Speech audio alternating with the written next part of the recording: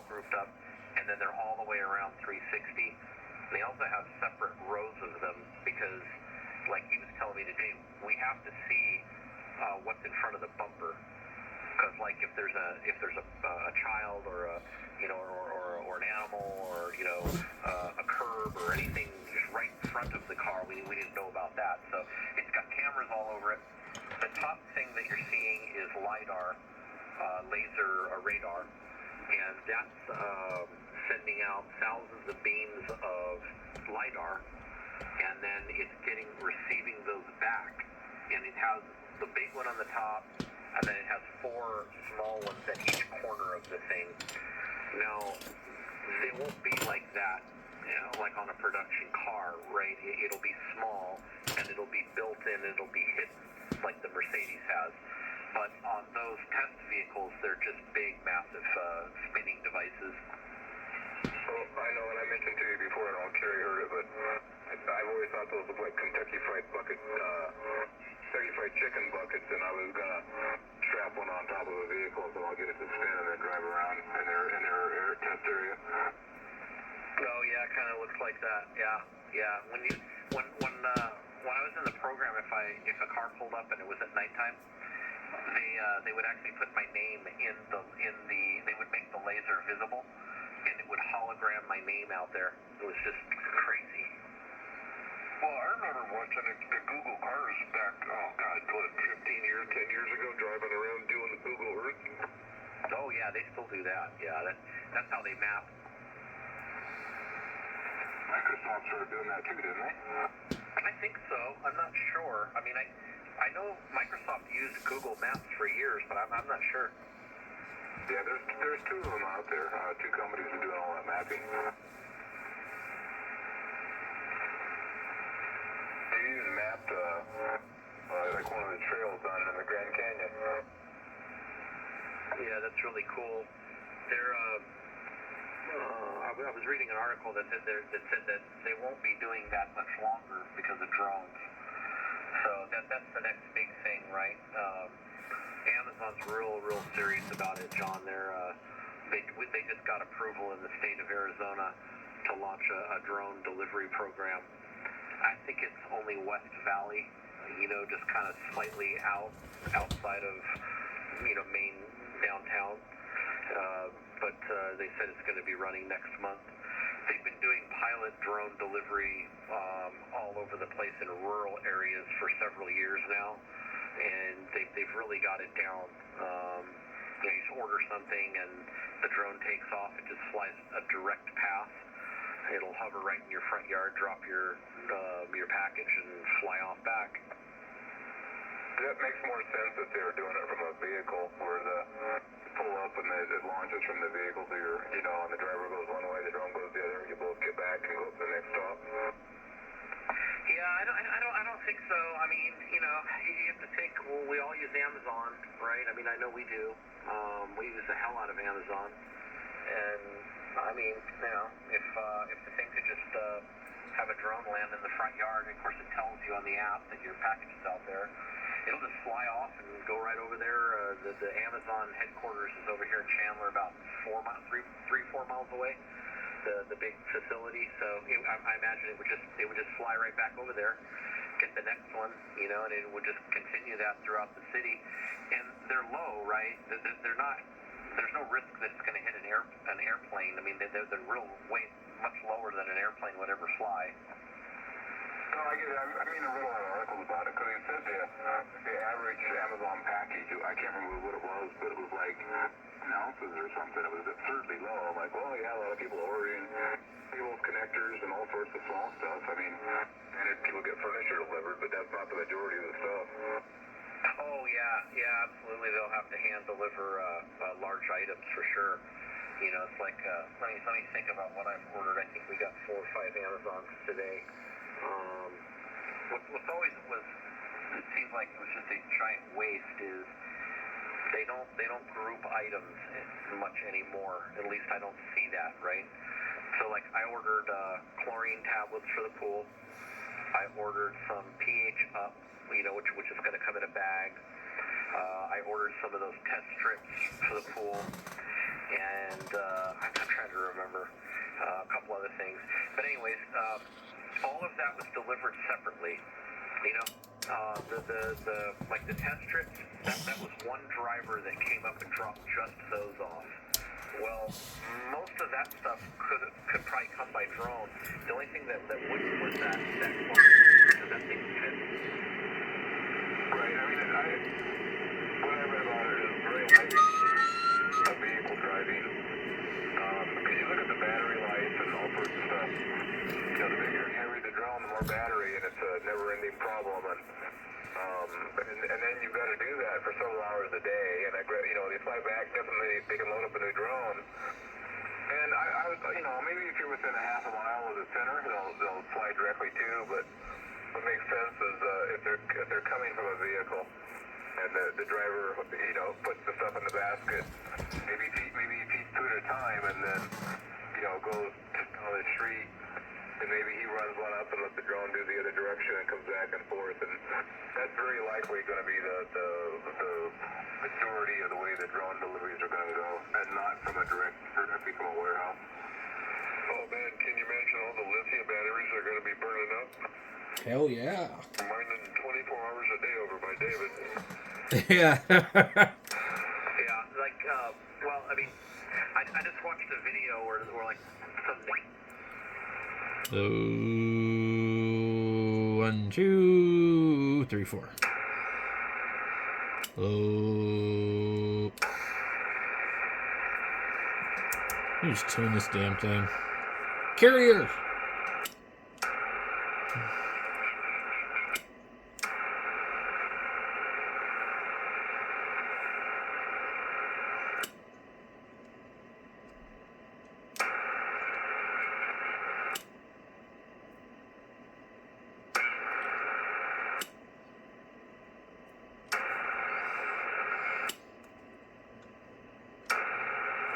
Okay. We're good.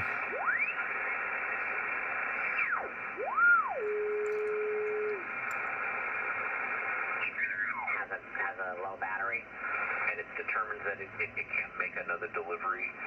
It lands at a different area, and you know that there's people over there yanking the battery packs out.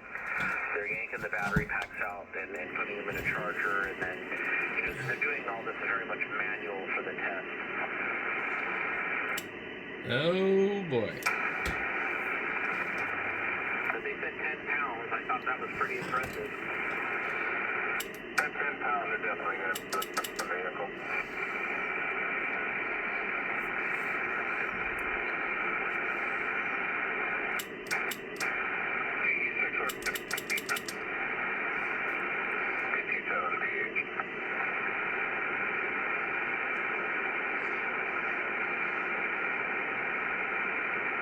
Man, this thing's not working again.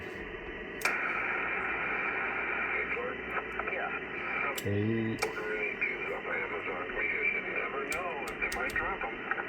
Yeah.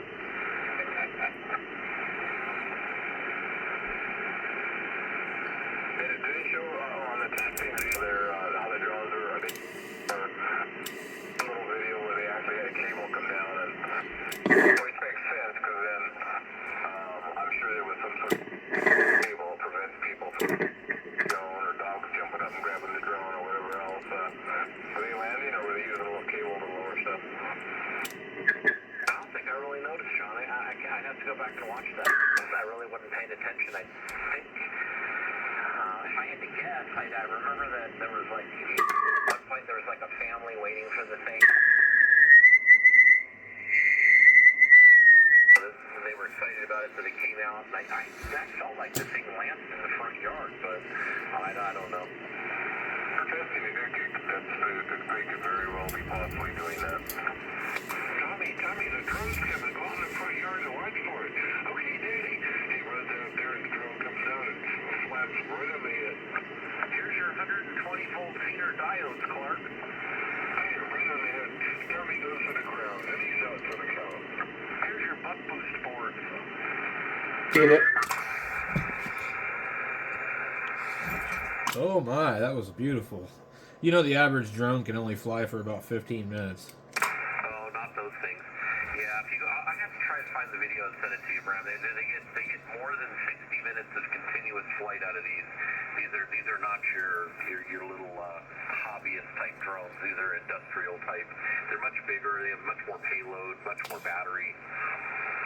I think it's a waste of money and resources, and I think that in the long run it's going to hurt the economy more than it would benefit the economy. I just don't think it's a good idea. Or it doesn't work as apartment buildings.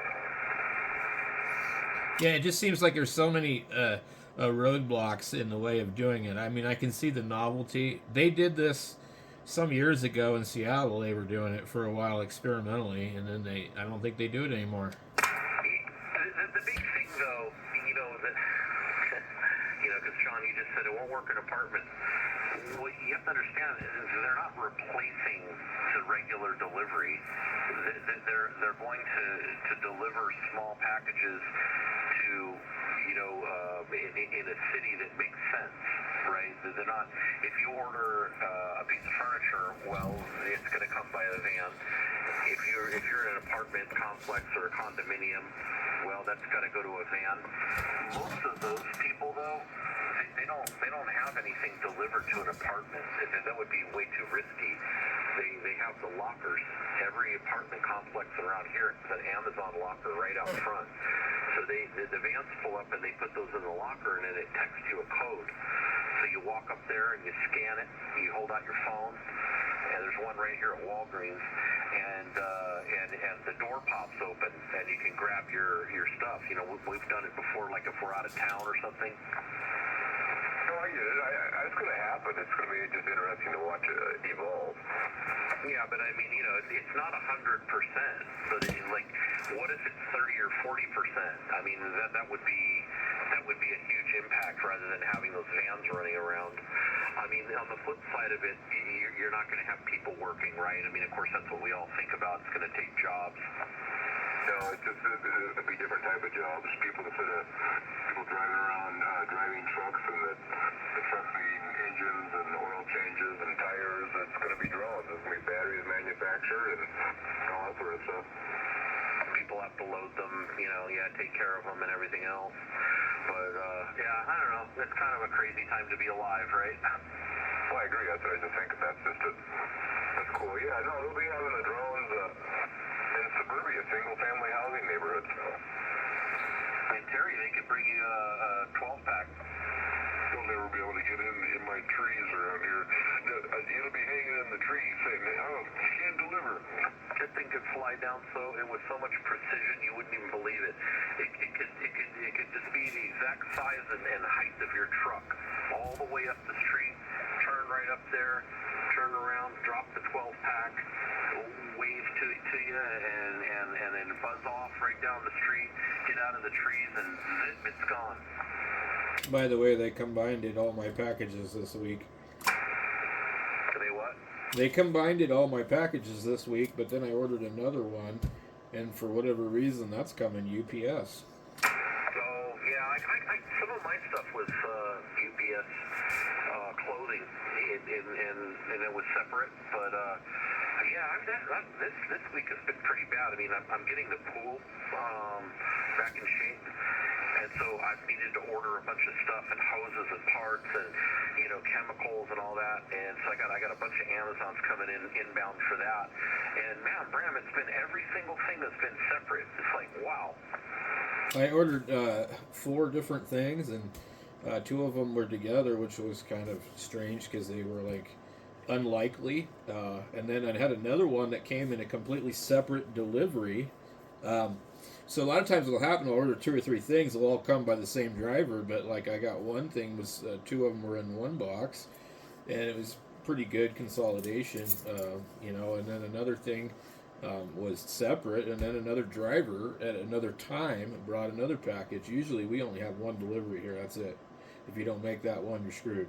They're coming out of very likely different warehouses. Yeah, hey, I'm going to get another 730 KE6 RWB. Arr. See you later, man. All right, good night, Terry. I'm back. KG701. Later, Terry. I think it's interesting. I ordered a lot of stuff from China, and I've seen it ship different dates, and it will all come in the same package. I think China has got a distribution center where I don't know how they get it to the United States, but before it enters our local distribution mail or whatever it is, they've got your name and address, and they're doing information sharing. And if you got a package coming in, they'll wait for the second one, bundle it up, and then put postage on it. Yeah, I have experienced that quite a bit. Ordering on eBay even some years ago. You know everything about you. They have your social security number, and they got everything.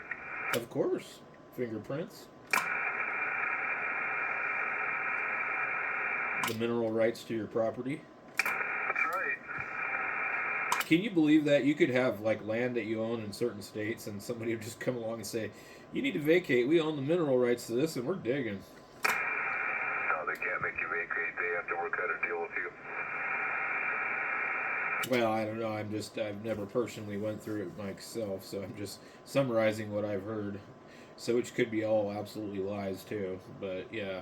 What they do if it's oil or something, they just go, well, here's the deal. We're going to offer to pay your house, and they'll offer,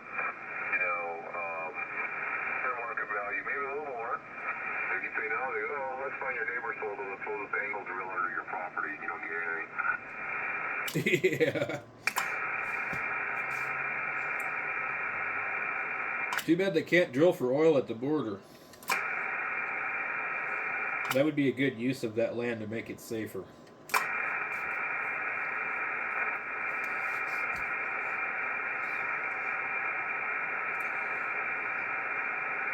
Well, Clark, what did you think of that weird board? I've seen those before. Yeah, I've seen lots of those. Sometimes, I've seen them personally, but I'm on some of the, I've been on that Fox Tango group as a moderator for, I think maybe 15 years, Graham. And so I've seen people find stuff like that. And some of the original members, they'll go, oh, I remember those, and then they'll tell you all about it, But I'm on a couple other ones, too, for the 101, and I see this happens all the time. Somebody gets a 101, they open it up, they find those boards.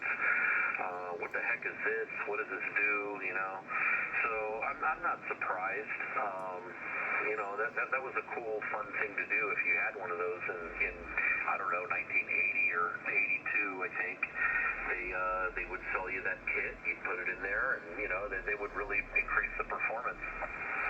Yeah, and include birdies. It's not. That's because it's not working right. Yeah, they would definitely not have that if the kit was built right and installed correctly and everything else. But it's obviously not right. It's not mixing correctly. Well, it's better than it was. So they're not as loud as the marker at all, but they're still there. It's really strange. So I did look through my video clip and pictures that I took of it, and I was able to tell exactly where it was. And then I looked at it and I was like, yeah, I see what they did. So it was really hard to tell because they literally put it on the tip of the original solder joint, and they didn't really flow it very well. But yeah, so I thought, oh, it's perfect, and then I realized, no, it's not. It's good. It's a lot better, but there's still a few of them there. And with the other board, you don't hear them. So, but at least it functions, so that's kind of cool. Yeah, likely you have to align it. Because inside there's a series of trimmers. And then you have the heterodyne oscillators, and you probably, like, if it was here, I could really dive into it and go in there, put it on the spectrum analyzer, and look and see what the hell's going on. And there's also those 101s have a whole bunch of traps. I have a sheet that shows you where all the traps are and what the frequencies, so you can go in there and adjust all those. So my guess is, somebody put that in there, but then never actually aligned the radio correctly after the install, and because they didn't have the correct equipment. Oh, I'm sure, yeah. What was kind of cool was I got to try the other board with 3 different transistors, and I noticed that one of the ones I had has a lot more gain actually than all of them, and that's the Chew SK45. Yeah, they're all pretty similar. The main differences are going to be gain, and then the other thing is some of them are diode protected on the front end, and some of them are not. And so the ones that are not diode protected are kind of fragile. They'll blow out. Like if you had a lightning strike nearby, then those things will definitely go. They'll be history. Or if you tee up a radio nearby, they'll be gone. But a lot of the later ones, they all had the protection on the front end. But yeah, I swapped all kinds of those. The way that I used to do it is if you put the calibrator on, you back the RF gain down toward the calibrators about an S3. So that way there's no AGC action going on. If you take a reading and peak the pre-selector, turn it off, yank the part, put the other part in, turn it right back on, flip the calibrator back on, it's going to be very, very obvious if you got more gain. Oh yeah, that's interesting because I actually kind of had that going on because I left it where there was a birdie, and then I moved it over to where the calibrator was, and I tried it like that to see, and I could tell the difference. The calibrator signal was way louder. Yeah. I mean, if you turn the receiver wide open, it's not going to make any difference because it's going to be up against the AGC. You know, it's going to pull it back at, I don't know, 10 dB over or something past that. It's going to reduce the gain. That's what it does. So it's very, very important if you're doing tests like that to get that RF gain all the way down S1, S2, S3. I never thought of that. Yeah. The biggest gain that I ever found on those radios was the noise blanker board. If you look at so in the manual there's no, they don't tell you how to align any of the IF, even the service manual. They don't talk about it. And so one day I sat down. This was like 10 years ago. I sat down with the schematic and I started highlighting out where the IF was and where it went through the radio. And you know, it's over on the filter board. So if you take the cabinet off, the filter board is accessible there. Well, there's slugs. There's little slugs, transformers in and out for every filter. So you can turn the calibrator on and then just very slightly peak those. You normally get some gain there because it's not frequency dependent because it's CIF, right? But when I got to that noise blanker board, there's trimmers that face up. You can see they're installed on the board, so you can actually put a plastic screwdriver down and hit them. Huge gain to be had. Every one of those radios that ever come across my bench, it's a minimum 20 dB of receiver gain by adjusting those two trimmers on that board. Oh, interesting. Yeah, I know. I tried to play around with the noise blanker adjustment on the 101 Bravo and another 101 that I had, and I tried the different boards in between the radios, and it was a serious difference on receive. Oh yeah. But you'll see them, they face up. So if you again put the RF gain way back at 3 or something, and you gotta really should use a plastic tool. But yeah, if you start rocking those, you'll see it, and like the last one that I can remember doing, it went from S3 all the way to S9. I had to grab the RF gain, put it back, and peak that one, and then I had to lower it again and adjust it. And that's the difference between 10 meters working properly on that thing and not. I haven't even tried this on 10. But that's really what's going to give you the performance up there, you know. So like on 80, I don't know, maybe it doesn't make that much difference, but on 20 and up, it makes just a dramatic difference.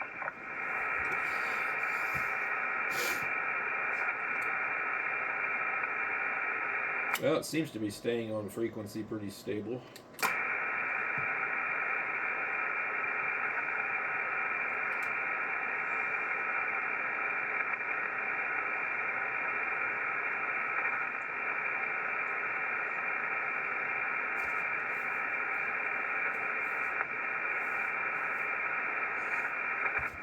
Yeah.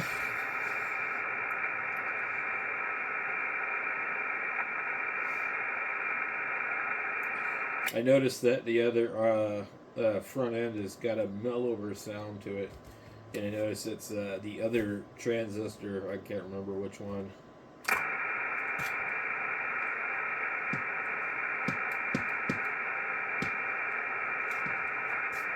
Like a 3SK39 instead of a 40 or something.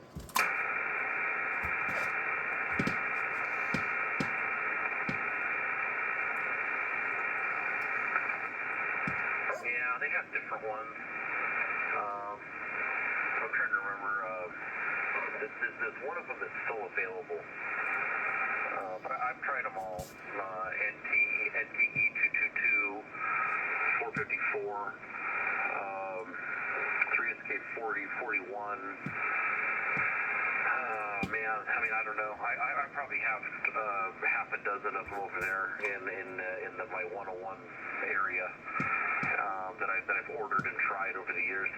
They're all fairly close. I mean, you know, some of them have a little bit more gain, but I don't know. I always felt like it didn't really make that much of a difference. Yeah, I had ordered 454 NTE from Fry's Electronics before they went out of business. And I don't know what the hell I did with it, but I did have it. It was when I was working on the 901. I'm out here. Catch you guys later. 827 here. All right, John. Have a good night.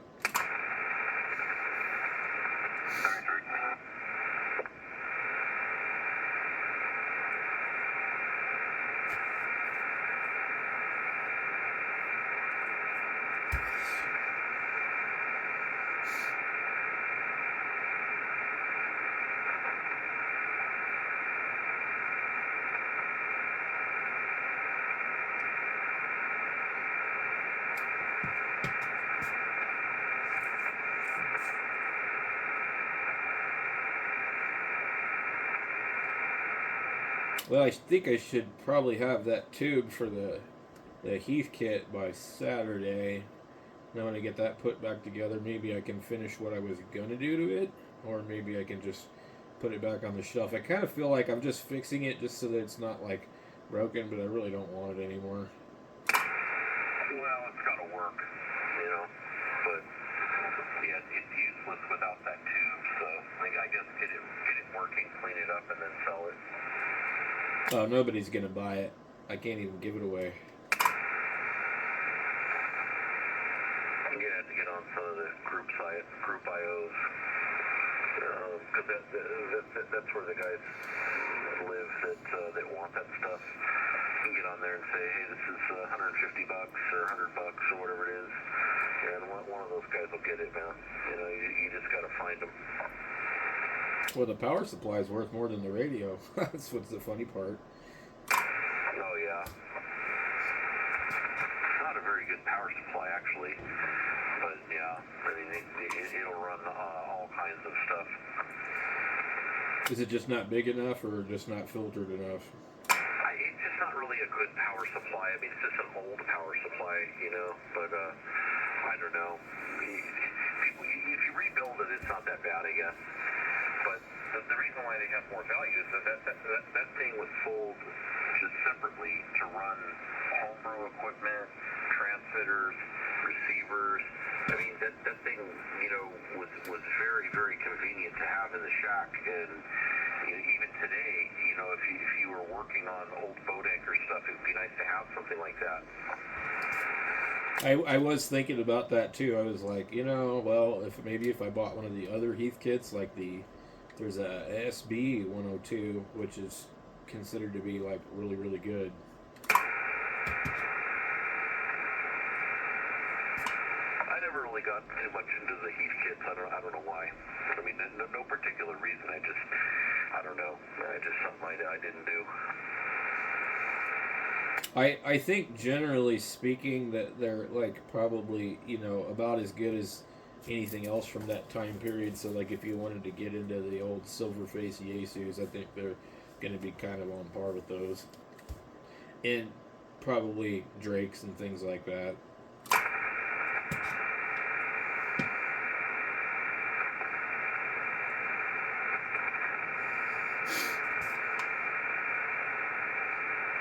I still would like to get one of those solid state Drakes, the ones that came out in the 80s, the really big one, the TR7.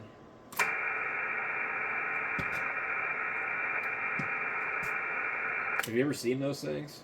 I'm sorry, I was texting a customer. TR7. Yeah, the big, huge Drake, solid state. Yeah, I've never had one. I mean, the only Drake that I've had was I had a 4C line that I bought at an auction. It was just beautiful, Bram. I mean, just beautiful. And I got it with those Halicrafters. I brought it home and hooked it up on the bench, and man, it was just awesome. Yeah, I mean, I'm telling you, man, the receiver on that thing was just exceptional.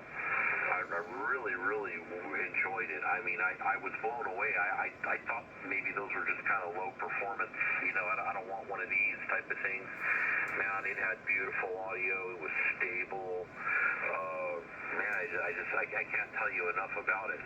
But I didn't buy it for myself. I bought it for Dave. See, Dave likes those. And when I was at the auction, nobody was bidding on it. And I thought, you know what? I'm going to buy this. And if Dave doesn't want it, I'll keep it or sell it. And so when I got it and I checked it out, it didn't mean anything. It worked.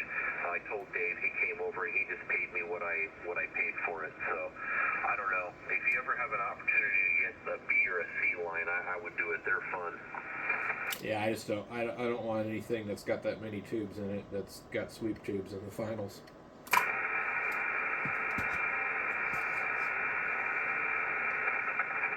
That's a major reason why I stick to the 101s, because there's only 3 tubes in there, and I've already got them. I'm not afraid of the tubes, but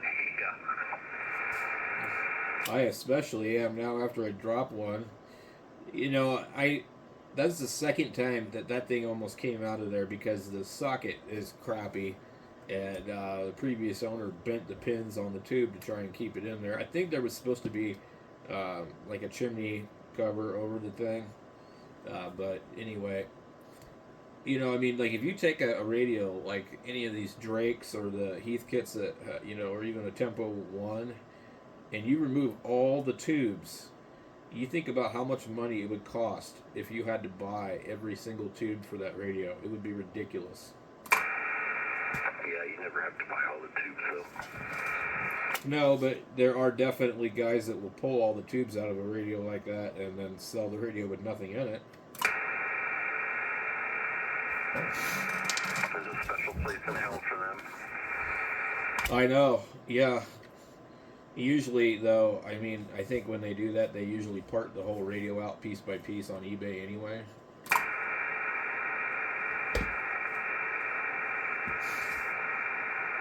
Oh, hey, welcome. Yeah, you're the guy that pulled all the filters and boards out of the FT1000D, huh? Oh, okay, yeah, step this way.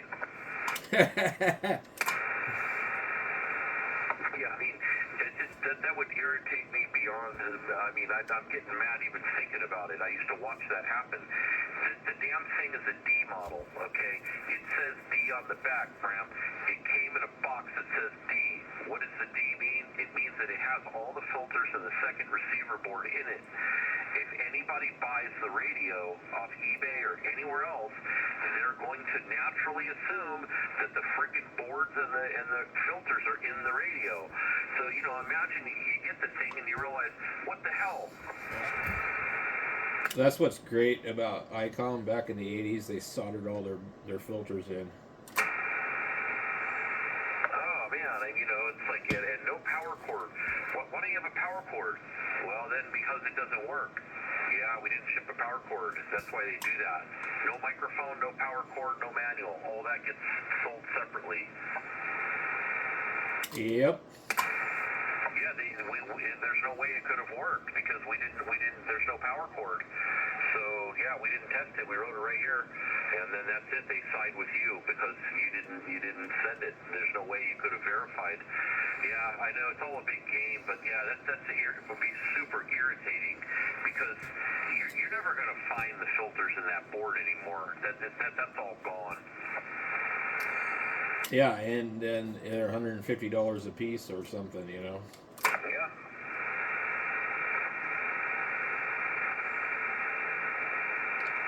got these guys there's one guy on there. He's not even in the U.S. I don't remember if he's is he in Brazil or somewhere.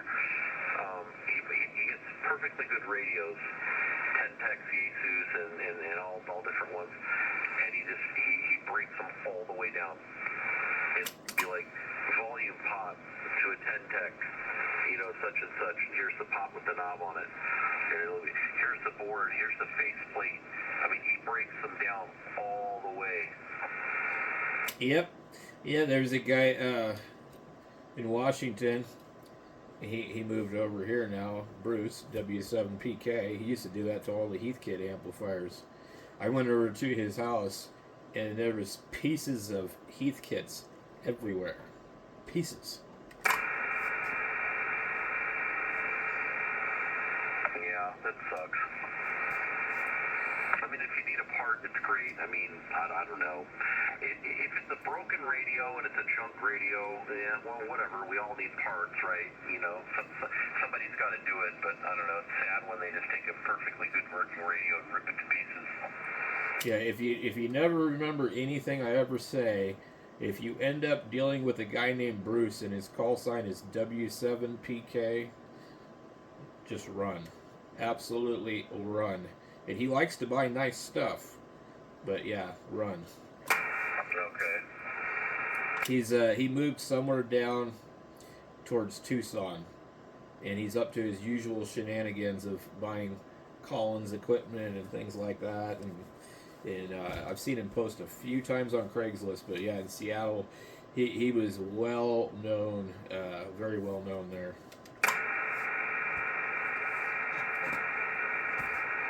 We're down the hall. I'll be right back.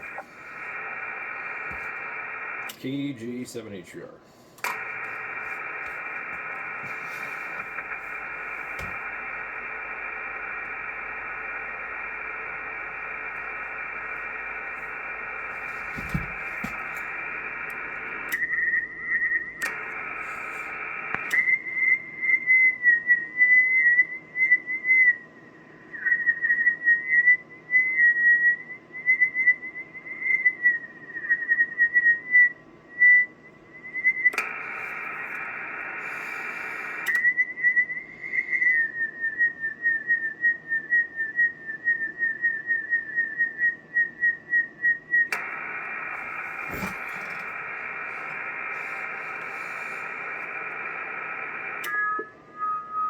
One, two, three, four.